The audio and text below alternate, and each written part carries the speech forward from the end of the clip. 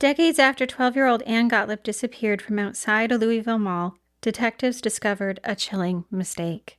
A confession hidden in plain sight. How could it have gone unheard for so long? This is part 2 of Ann's story. Hi, I'm Vanessa. And I'm Amy. And you're listening to She Goes by Jane.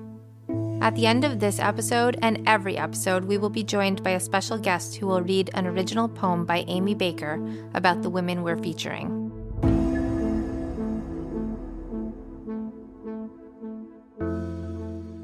Hi, Vanessa. Hi, Amy. Vanessa, last week we started to shine light on Ann Gotlib's story. Mm-hmm. So I feel like I should do a recap of where we were. I think you might need to. A refresher. As a reminder, Ann Gotlib was a 12-year-old who disappeared from Louisville, Kentucky in 1983. Just 3 years before, Ann and her parents, Anatoly and Ludmila, had sought asylum in the United States, leaving the Soviet Union for the U.S. They found a community in Kentucky with other Russian Jews who had also escaped growing pressure in the Soviet Union. On June 1st, 1983, the first day of summer vacation, Ann had visited the Jewish Community Center before taking a bus back to her neighborhood. There, she met up with a friend, and the plan seemed to be that the two of them would bike until it was time to go home for dinner. When evening came, the friends split up, but Ann never made it home. Her mother found her bike outside the local mall, just 1.5 blocks away from their home. It was on the opposite side of the mall from where Ann usually parked her bike, and the kickstand was down, which is notable for the fact that Ann knew that the kickstand was broken. An all-out search of the empty acres surrounding the mall began immediately. Local teens claimed that they'd seen her being taken there by a man, but that turned out to be fabrication. But so much energy was poured into the initial search that those critical early hours were lost searching an area over and over that turned out to not be significant at all. And as the days turned over, Ann's story soon slipped from the papers. That changed 7 years after her disappearance when a death row inmate from Texas confessed to her murder and said he could point investigators to her body. Michael Lockhart's confession seemed plausible. He'd killed 2 other teenagers and said that he'd killed countless more across 5 states. And at the time Ann disappeared, he'd been stationed at Fort Knox, not far from Louisville. But a search of the area, he indicated, yielded nothing, and it seemed more and more plausible that he'd just been buying time. By 2008, the 25th anniversary of Ann's disappearance, 3 investigators sat around a table discussing Ann's case. Before they left, one, Bobby, who had worked Ann's case back in the 80s, asked about a confession from an inmate that had happened back in the 1980s. What happened with that? He asked. The other investigators were confused. They'd never heard about a confession. What on earth could Bobby have been talking about? What unfolded next would take them back to September 1983. Back then, Ann's case was just a few months old, and the investigation had already seemingly stalled out. It's also when, just blocks away from Ann went missing, another teenager would have her whole world upended. Vanessa, we're going to get into that girl's story, how it connects to Ann, but I wanted to ask first what your thoughts so far are on Ann's case. I'm just feeling so bad for her parents at this point. I feel like they're being tugged in every different direction. Mm-hmm. They're probably getting their hopes up. I mean, this is spanning over, this point, 25 years. 25 years, yeah. They keep getting told that people have seen her and that, it's this person or that person, and then it never ends up turning up to anything that's worthwhile. Right. So yeah. Now I'm just wondering, I think I'm having trust issues now. So I'm like, the person 3 months after, do we trust this now? Yeah, what's going on? What's going on? Yeah. Yeah. So before we dive into what happens 3 months after her disappearance, I want to encourage our listeners to hit follow wherever you're listening. It helps other people find our podcast, and it keeps these girls' and women's stories from fading into the background. It really is pivotal also in helping us to be able to continue this. Exactly. So please hit follow. On September 9th, 1983, there's a teenager named Lee Mooney, and she's at home baking a cake for a friend. As she's getting ready to settle into her task, she heard the front door open, and when she turned around to see who it was, she saw a man moving towards her. "Take off your clothes," he said, and took out a knife. Lee frantically thought through her options. She was trapped in her kitchen. She's not close enough to her police officer father's guns to easily grab a weapon. So she pretended to comply. She started removing her clothes. But as soon as he closed in on her, she fought back. Her attacker stabbed her in the back. And then Lee began to cry. And maybe it was the tears or the realization of what had just happened. But she said he seemed to panic and told her to go into the bathroom and wait for 10 minutes. It's very strange. This whole, like, moment, right? Yeah. So she thought, you know, like, he must be buying time for, like, an escape for himself, right? Right. Every second in that bathroom probably stretched on for, like, seemed like an hour. And so despite her wounds, she hurriedly put on some clothes. And as soon as she heard the front door shut, she chases after him. Chased after him? Mm-hmm. That's some guts right there. And she's been stabbed. So she's bleeding. Stabbed. Yeah. And she's chasing her attacker. Uh-huh. So she gets outside in time to see him leave in a black pickup truck. So she got to see what his vehicle was. Yeah. She's I like, don't know if I would be as strong as this kid. No, she's like, ooh, locked in. Can you imagine? How cool, like, for her to be able to have done that. But also, like, that's very brave. Yeah. Like, what did that take, right? Yeah. And to, like, be thinking that quickly. Yeah, she's a little fighter. I mean, like, usually in emergency situations, my brain just, like, empties out. And I'm like... Yeah. Just shuts down, right? Yeah. Yeah. But she was, like, on it. Mm-hmm. Now, this attack of Lee, it happens less than 2 miles away from where Ann went missing. And at the time it was reported, investigators did wonder if the cases were connected. But despite Lee's bravery in trying to gather information, they don't actually have a lot to go on. Like, they just kind of end up tucking away the possibility that they're connected to the side, you know, as they're pursuing other leads in Ann's case. The attack left Lee scarred, but it lit something in her father. Wait, did you say he was a police officer earlier? Mm-hmm. Okay. Yeah. So yeah, you don't mess with a police officer's kid, right? No. So her dad's like, this police officer, like, an attack has happened in his home. Mm-hmm. Right. His determination to find out who did this to his kid, it ends up kind of bordering on obsession. Like, every day he would go out jogging, often with his brother, hoping that they'd find this black truck that Lee had seen. So he's, like, out there constantly, like, looking for it. And finally he spots a black truck.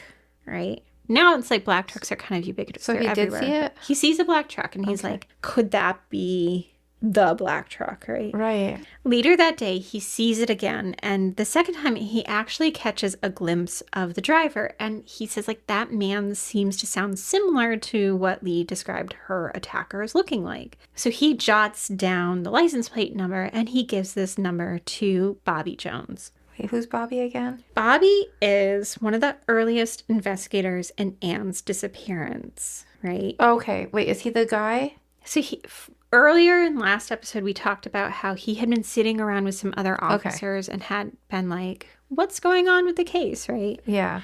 Yeah. So he's kind of like this recurring person, Ann's story and Lee's story, right? So he just so happens, he's working on Ann's case and just so happens to get this plate number in his hand from Lee's dad for this guy, right? So Bobby runs this plate number and it comes back to a man named Gregory Oakley. Oakley had been a veterinarian in Alabama who had recently moved to Kentucky. To confirm it was him who attacked Lee, police actually set up an unusual sting operation that I don't think I 100% agree with. Oh, they invite Oakley to a local diner to talk about a hit and run accident. was there a hit and run? There might have been an accident. I'm not sure, but they get him there and stationed at the diner, they put Lee at the diner. Did she know that was going to happen? Yes. Okay. This is one of those situations where I'm like, would that happen now? But having her there, even if she knows she's just a kid and now she has to sit and look at her attacker in a restaurant? Uh-huh. Right. Okay. That's a lot.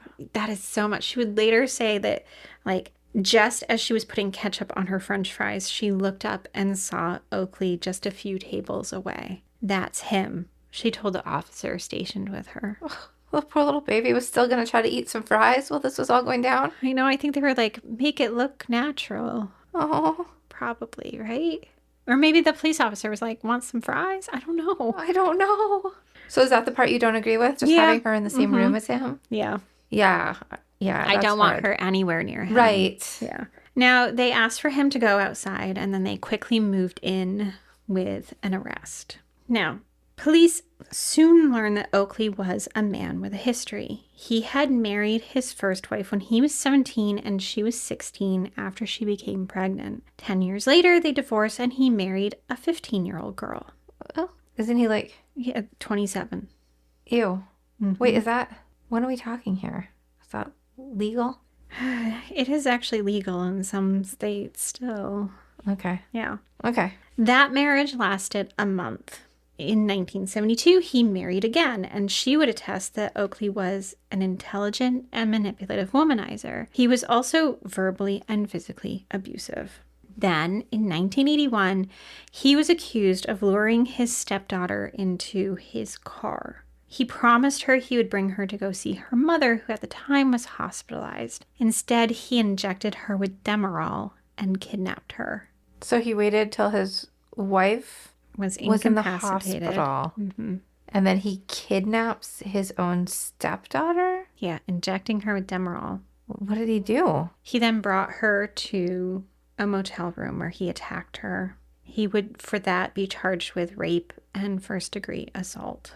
But he ended up pleading guilty to a lesser charge of secondary assault and was just given 2 years probation. How would he think that's like... What does he think is going to happen when his wife gets out of the hospital? Yeah, I don't think he cared. So this kind of pattern of him starting to emerge, right? Like... Is there more? Yes. You're doing your deep breath. I am doing my deep breath because he was also investigated in the case of a 13-year-old girl who had been attacked in 1979. So this case, the attack on his stepdaughter, brings up like patterns that happen in this case. In this case, this girl, this 13-year-old, So that was before? Okay. Okay. So this was before, like 2 years before. She had been at a YMCA in Birmingham and she was assaulted and injected with Demerol. This girl nearly died from the amount of Demerol she was given. Huh. So he's just going around injecting people with... Yeah, and sexually assaulting them. Okay. And in March 1982, he was charged in her attack. So he's got the 2 charges now? Yeah. So the first one, though, it just resulted in probation. Ugh. Yeah. How can that be an okay answer to somebody I have... getting drugged, kidnapped, raped? Mm-hmm. How's that? Yeah. How's parole enough? They thought probation was the right... Not parole. How's probation enough? Yeah. Yeah. I can't wrap my head around it. It's like a society that doesn't see girls as worth enough to... Yeah, offer any Yeah. punishment for attacks on them. Right. So it's while he is awaiting trial for this attack on the 13-year-old, right, that he decides to move from Alabama to Kentucky. Okay. So Louisville doesn't know it yet, but basically a predator moves into their city. Oakley settled in. Things weren't bad for him there. Despite the cases that were against him, he was hired by the federal government to work as a meat inspector. It was an official, well-paying job that came with an ID badge and everything. He also met a woman named Virginia, and the two began living together. In May, he returned to Alabama to stand trial. He was found guilty, but only sentenced to time served, which allowed him to go back to Kentucky. So... Wow. What? Even less. What? Yeah. So he's out, but now we know that this happened twice. Mm-hmm. If it's happened twice, why won't it happen more? Exactly. But they were like... So this guy's actually awful. Yeah, and the biggest repercussions that seem to have happened from all of this was that there was the revocation of his Alabama veterinary license. It's like barely a slap on the wrist. Right. Now... because of his history of attacks on teenagers and Lee's identification of him, Bobby Jones and the rest of the team thought he was the solid suspect in Lee's attack, right? Yeah. And they were contemplating whether or not he might be connected to Ann as well. Because, again, we're two miles away, right? Like, it is a short distance. Lee's 2 miles from Lee to, like, the shopping mall? to where Ann disappeared, yeah. Okay. Now, Bobby would later say that Oakley, when he questioned him, came across as cocky, almost like he was playing a game with them while he was being questioned. But when they actually brought up Ann's disappearance, he became quieter and more guarded. Despite this, Oakley agreed to take 2 polygraph tests, one for Lee and one for Ann, and he failed both. That would be the one and only time he was questioned in Ann's disappearance. Really? Mm-hmm. Why? So, as Lee's case is moving forward to trial, right? Mm-hmm. Investigators were becoming like overly cautious about the case. Like, this was an attack, after all, on the daughter of one of their own. And they didn't want to add anything that could help the defense team, and some worried that including information about Ann's case into Oakley's file would work against him. Like, in a way that you're like, oh, they're just trying to target this guy for everything, right? Really? So they thought less charges would be the best way to go?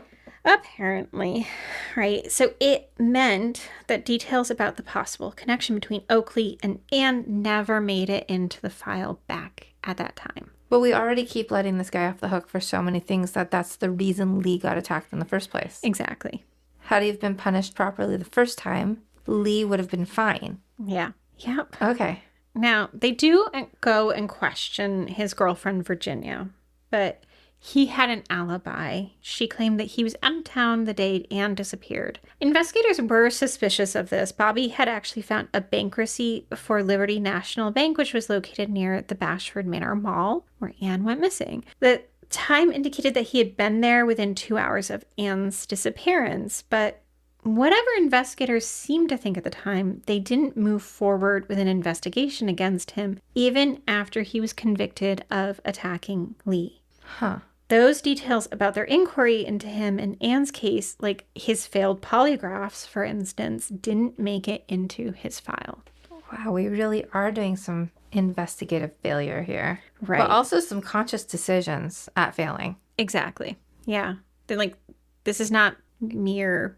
Like, the choices were made. It's not accidentally misdone, you know? Yeah. Yeah. So, despite these errors, though, his name does come up again in Ann's case, this time in a different form. It was while he was serving time for attacking Lee that he met a man named Charles, who was also in prison. Charles said they became not friends exactly, but friendly. Like, they would, walk in the prison yard together, but they really wouldn't share personal information. I did Gotlib, Oakley said one day. Huh. Charles would say, he was confused because he'd never heard of a drug called Gotlib before, and he couldn't piece together what Oakley meant by I did Gotlib.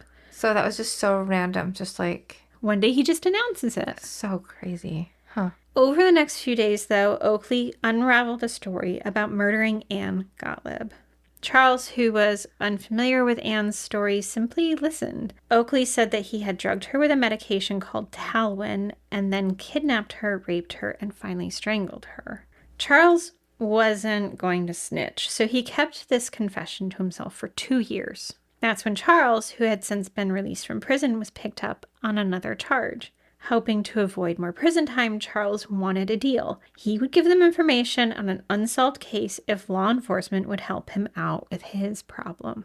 At the time, Jefferson County Detective Denise Spratt was on Ann's case, but there really hadn't been much to go on. Pertinent details about Oakley's possible involvement weren't included in Ann's file. Detective Spratt heard about Charles's offer in March 1992 and brought several commanders with her, along with her FBI counterpart, who was also on Ann's case, named Agent Deidre Fike, to speak with Charles.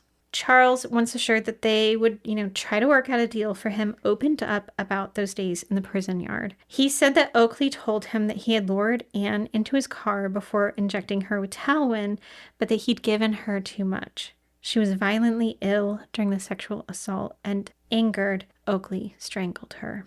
We talk a lot about bad things, but just the thought of this child suffering so much violence while also being sick, is just a different image completely.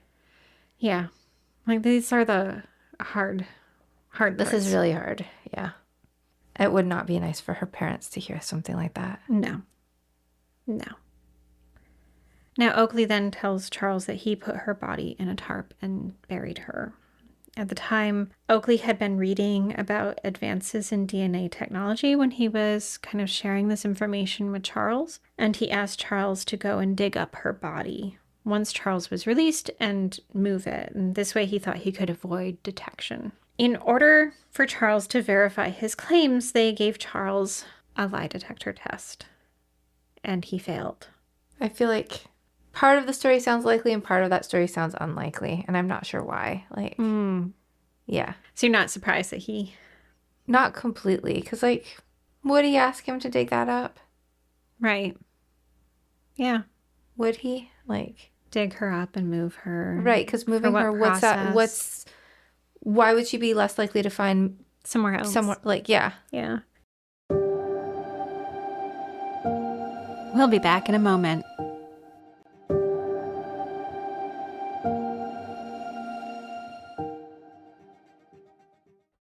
Now, this is unexpected that he fails, right? Right. Because Charles's story to them kind of seems true, but the lie detector test is saying otherwise. Mm-hmm. Meanwhile, Charles, he quickly realizes his mistake. He actually had lied. He had made up the parts about Oakley asking him to dig up Anne's body. Yeah, that seemed like self-serving, right? At that point, like... Right. So Charles... What was the reasoning, though? Like, I just can't figure it out. Like, why would you want to... Why would you add that in? Right. Like, it's almost the same as, like, Lockhart wanting to, like, get out and go somewhere, you know? Right. Like, to me. So, in this case, Charles would later say, he became convinced that the only way that they would offer him a deal is that if he could, lead them to her body. So he's making himself more important? Is that what he's doing? Well, I think he's hoping, he believes that, the only way he can get a deal, and get out of the trouble he's in is if, not that he just doesn't deliver her killer to them, but if he also delivers the location of her body. Okay. And so he kind of makes it up without really thinking of the repercussions of lying about that part. Not even just the failing the lie detector, but what was the plan to actually help them find her? Right. How was he going to do that if he doesn't know? But was the rest true? Well, you're going to have to stick around for the rest. But, all of this, he confesses, pretty much immediately, I'm sorry, I lied about that part. But, that wasn't enough. His story is already suspect, right? Mm-hmm. And he's given several more lie detector tests, and he fails those as well. Despite this, though, Detective Denise Spears is trying to follow up on the case. She even goes back and questions Oakley's girlfriend at the time, who he had been living with in Kentucky. Her name's Virginia, but Virginia stuck by her story. Without many directions to go on, Detective Spratt knew that her next course of action was to question Oakley directly. She and Agent Fike planned to visit him in prison, but they are actually concerned that given his history with women, that might not be the best idea. Because it's clear looking at his record that he has little regard for women. They were the subjects of his abuse, objects of his attack.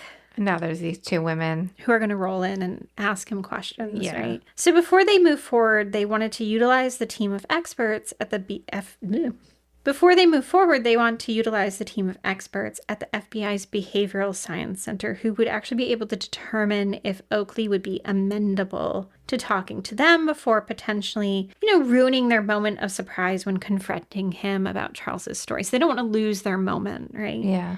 And if they do question him, what would be the best ways of actually asking him those questions? So this never happens. Detective Spratt and Agent Fike's time with Oakley never takes place. And while they awaited for more information about the best course of action, Spratt was promoted and Fike was reassigned to a new division. Mm-hmm.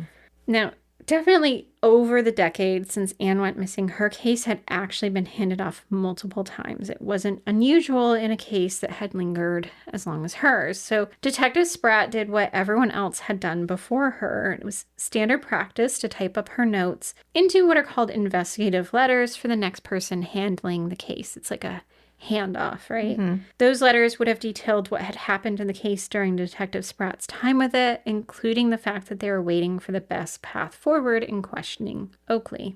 These were placed in Anne's files, but no one would see them until 2008. Oh, wow. And what year did she type those up? So this is back when Charles makes this first connection. So Like in the 90s, we were yeah. saying?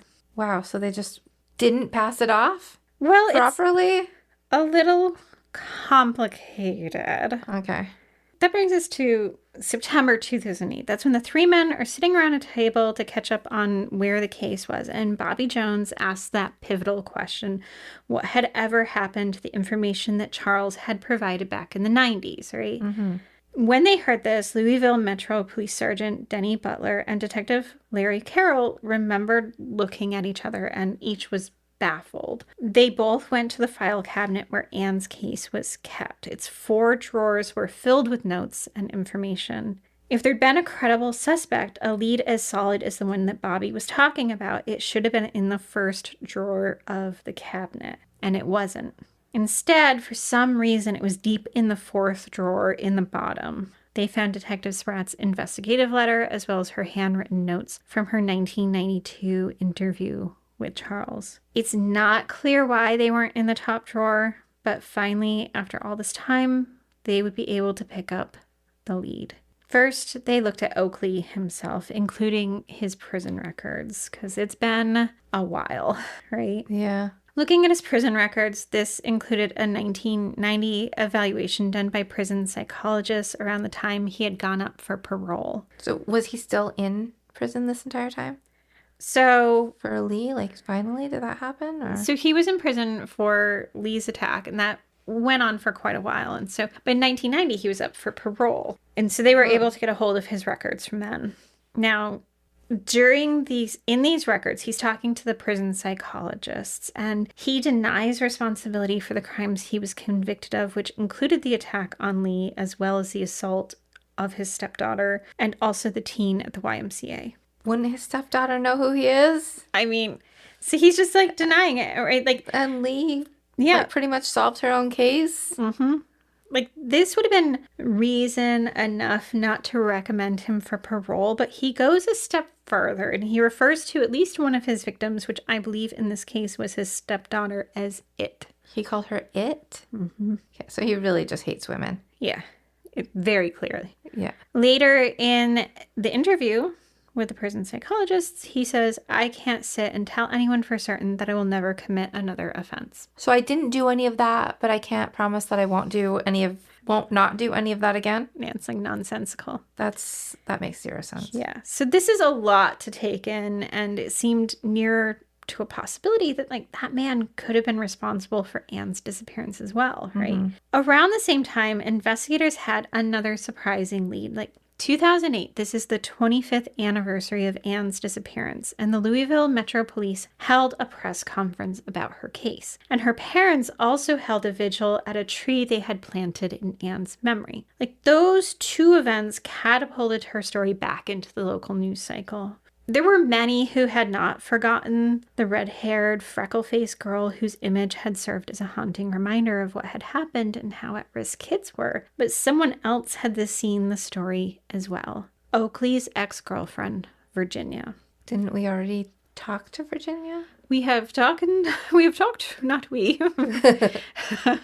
But yeah, Virginia's been interviewed multiple times, she's not been talking, but finally on this 25th anniversary, she's like, okay, now's the time. Like, Mm-hmm. She's ready. She's ready. Like, so as a reminder, in the early days, she did provide him with an alibi and saying he was out of town at the time, but now she's willing to talk. Butler and his commander, Lieutenant Wilkerson, they go to Virginia's house to hear her side of the story. She said on the day she was questioned back in 1984, this is post Lee being attacked, right? And them discovering that he was the culprit there.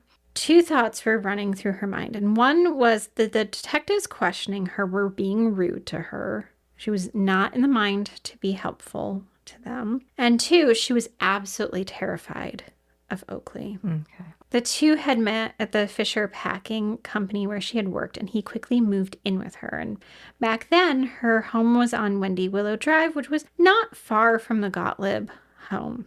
She came to learn that Oakley drank a lot, often at the Sahara Club, which was near the mall. So they're in that neighborhood. Mm-hmm. It doesn't seem that at first she knew about his crimes back in Alabama. Back when they first started dating in the spring of 1983, he'd invited her to go with him to Alabama, and she thought it was to meet his family. Instead, she found herself at his trial. That was the first moment that she realized that he could be dangerous.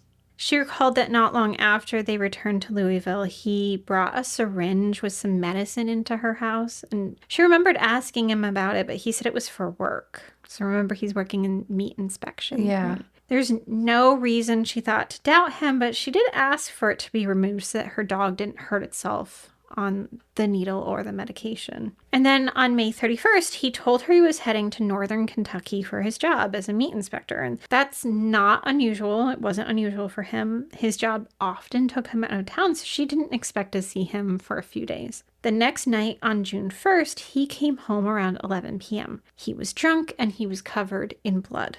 Did that seem... Somewhat. I don't know. You're saying meat inspector, so I don't know. Is it is there a difference between like the blood and like the whatever he would get on himself at work? Well, so the blood, she didn't necessarily find that suspicious because, like, yes, he would get blood on his clothes at the slaughterhouses. Ugh, okay. But he would just clean his own work clothes himself. Okay. But that night he didn't. He asked Virginia to wash his clothes for him, which she thought was weird. That is weird. Why would he do that? Yeah, and then he left and he was gone for a few days. So he comes home, he's got blood on him, gives her his clothes to clean, and then takes off. Huh. Okay. She said she tracked his absence on her home calendar, but when he saw it, he told her to erase it. Still, when police came and questioned her in 1984, after he was arrested for his attack on Lee, she did hand this calendar over to him, although no one seems to know what happened to it. Oh, so she was just, here's the evidence you need. And they didn't do anything with it? Right. So as news of Ann's disappearance is spreading through the community, like, Virginia took note. And one night in a confrontation, she told Oakley she thought he was capable of killing Ann. So obviously this was like circling in her mind. Right. And in response, he punched Virginia in the face.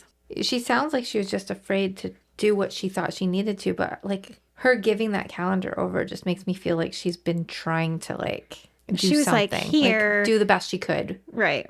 Scared, you know? Yeah. You know, because originally she was like, well, he was out of town. And then she was like, here's my calendar. Yeah. You know.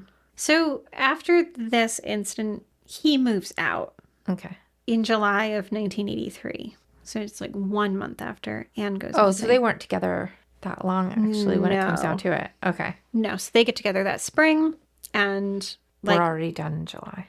Yeah, what a horror show. Like, you start dating this guy, he moves in pretty quickly. You think you're meeting his family, you end up at a trial for him drugging a 13-year-old and attacking her, and then you come home and, like, a girl, like, locally goes missing, like... And then when you talk to him about it, you get punched in the face? Yeah. Yeah. Now, when investigators kind of are questioning her in 1984, right, like, she's probably hopeful she's been free of this man, right? But I'm sure all that old fear, all those worries about what he was capable of kind of came flooding back. Particularly because, like, she knows this man has not received repercussions for any of his other crimes, right?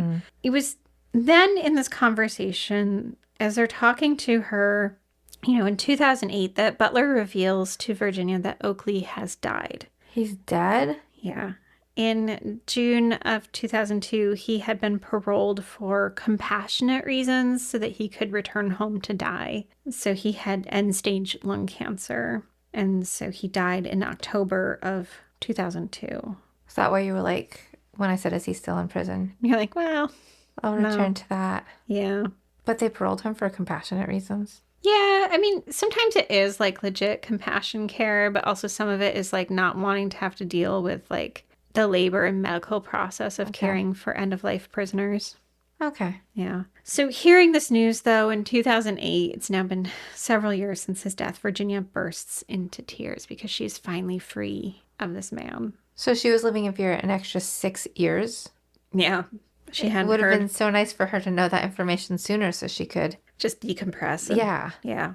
Now, one of the next stops brought Butler and his team to Charles, who was serving prison in Kentucky. Wait, Charles is the buddy, kind of friendish person. Yes, they were in prison together, and Charles is the one who... Sorry, there's so many names. I'm just trying to keep track of them.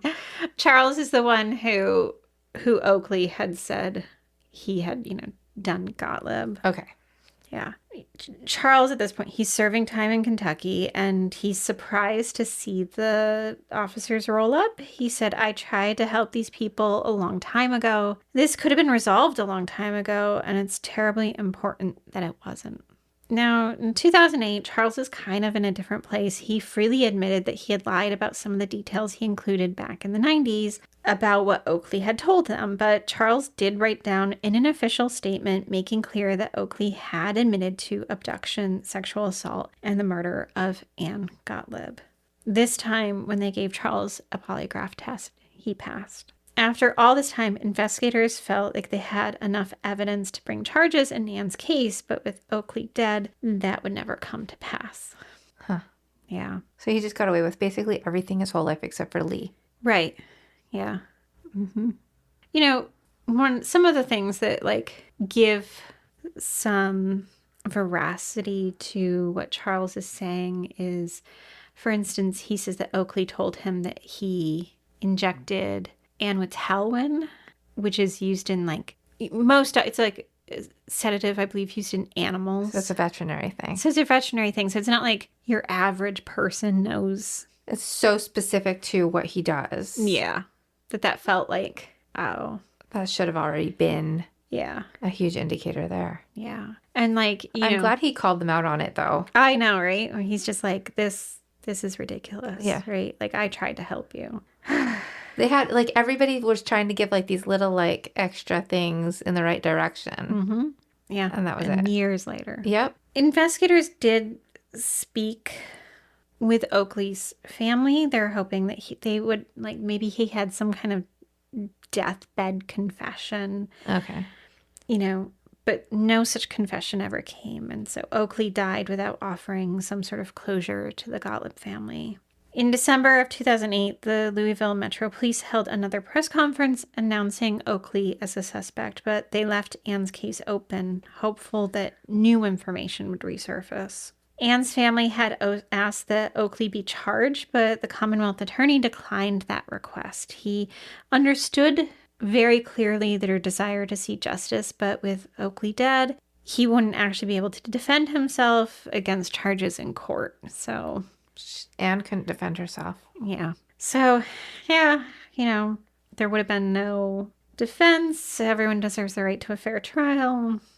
But, considering everything else we know about this man, I feel like, I don't know, maybe it's wrong, but I just feel like it would have given the parents that closure. Right, if he... Just to say, he did that this. person. Her case was officially closed in October of 2009, which was more a move that was spurred on by an open records request from Louisville's The Courier-Journal, whose reporting had closely followed Ann's story throughout the years. So they did a records request, so to get it, they closed out the case, were able to provide it. Ann's story is one of never-ending heartbreak. Mm-hmm. Was her bicycle waiting outside the mall, its red frame catching the last light of a summer evening. It's that little girl who held so much of what the promise of living in America can hold for immigrant families, particularly asylum seekers. And her story is one of a different kind of heartbreak. It's the ways in which even a case as big as hers, can just fall apart. False witnesses, misplaced paperwork, reluctant witnesses, personnel shuffling, the reliance on polygraph tests, the quest to preserve another case, all of that played a role in the ways in which Ann and her family were failed by a system that should have been designed to protect people. In 2010, reporters spoke to the Gotlib family on how they felt about the case, in a sense, being resolved. Perhaps the reporters thought that the news of Oakley being named a suspect would bring some sort of resolution to a family that was still devastated by this loss. Instead, Anatoly said, "It's all theories. Lockhart was a theory. Oakley is a theory. If there's no solid proof, the case is never solved." In 2023, Anatoly died at the age of 94, leaving behind his wife of 53 years. Anatoly had faced extreme hardships in his life. Born in Ukraine, his family had fled to Siberia to escape the Nazis, and he had moved to the United States hoping that his family would be able to escape the increasing repression they were facing by the Soviet Union. But losing Anne was his biggest loss. So may we all remember Anne, the brilliant redhead whose 1,000-watt smile could light up any darkness. Thank you for listening to She Goes by Jane. Each share, each follow helps give voice to those whose stories might otherwise be lost. It was the first day of summer vacation, a day meant for bikes, friends, and freedom. But by dinner time. Aww. Yum. Dinner time. Dinner. It was the first day of summer vacation, a day for I can do this today. Okay.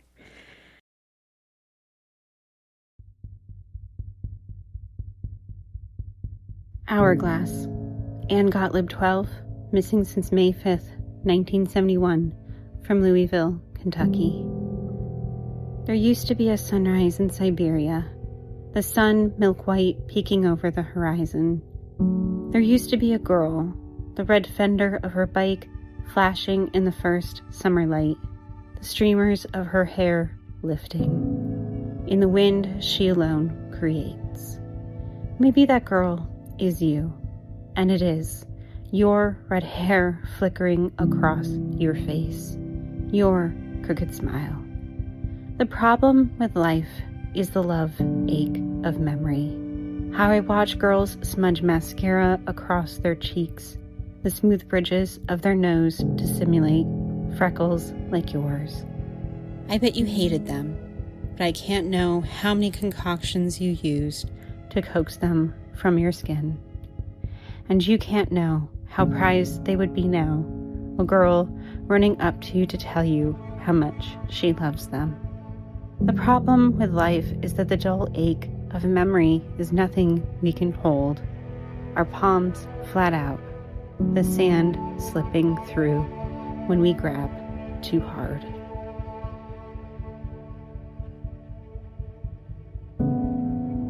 For more information about our show, please visit shegoesbyjanepodcast.com. Bye, Vanessa. Bye, Amy.